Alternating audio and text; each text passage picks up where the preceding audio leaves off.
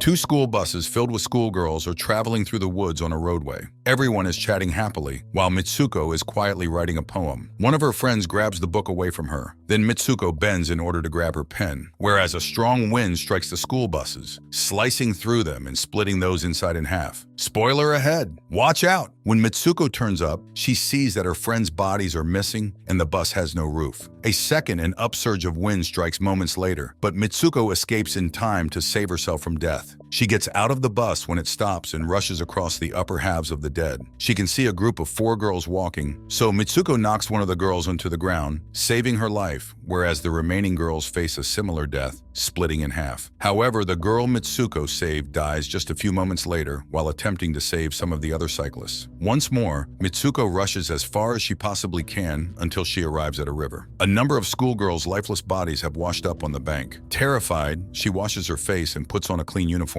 After running in rounds for hours on end, she ends up at an all-girls school. Interestingly enough, the new outfit she is wearing matches the school's uniform. It appears the girls are able to recognize her. Mitsuko fails to ask about anything or inform them of the previous killing spree. She's unprepared to speak. Suddenly, Aki, one of her friends, comes up to her. A powerful wind catches them, making Mitsuko fall onto the ground. This time, though, the wind causes no damage. She was helped and walked to school by Aki. Despite her extreme confusion, Mitsuko describes what happened early in the day as a realistic dream. When Aki claims they have always attended the same school, she trusts her. Mitsuko begins to cry out and reveals Aki about the strong wind that killed all of her school classmates when they remained alone in the classroom. In an effort to assist her, Aki accompanies her towards the window where she can see that the wind is completely safe. Mitsuko stretches her hand and, after touching it, turns into a calm position. As they consider how silly this situation is, the pair laugh at one another. Though Aki laughs it off, she suspects Mitsuko is suffering from some sort of amnesia. After that, the duo chooses to skip class for the day